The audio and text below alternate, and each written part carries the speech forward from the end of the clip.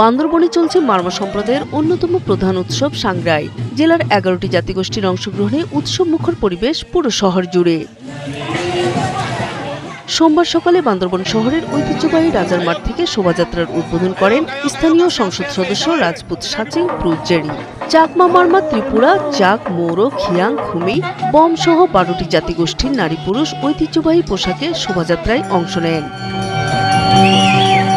সবচেয়ে বেশি বৈচিত্র্য হচ্ছে এখানে বান্দরবন হচ্ছে মিনি চিরং হিলস বলা যেতে পারে। সকল জাতির সত্তা এখানে আছে, সুতরাং সবার সম্মিলিত প্রচেষ্টা করে ফর দ্য ফার্স্ট টাইম আমরা এই যে র্যালিটা করছি। সবাইকে নমস্কার। আজকে সাংগ্রাই উৎসবের উপলক্ষে আমরা সকলে এখানে সকল ক্ষুদ্র নৃগোষ্ঠী অংশগ্রহণ করেছি।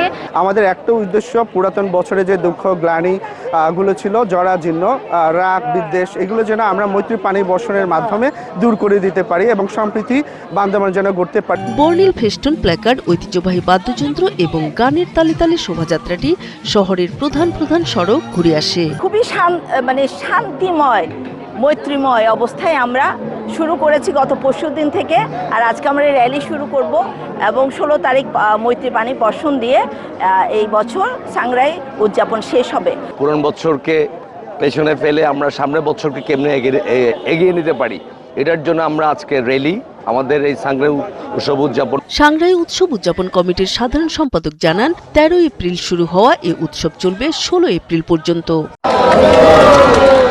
এদিকে বৈশাখী উৎসব ঘিরে খাগড়াছড়ি এখন উৎসব মুখর। ত্রিপুরা সম্প্রদায়ের বৈশু উৎসব হারি বৈশু শুরু হয়েছে সকালে।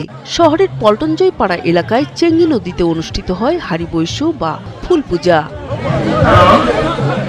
রাঙামাটিতে উৎসব উপলক্ষে 5 জন বিন্নি চালের পিঠা ও পানীয় সহ বিশেষ খাবারের আয়োজন করা হয়েছে। নূর তাজমিন নীর, 71।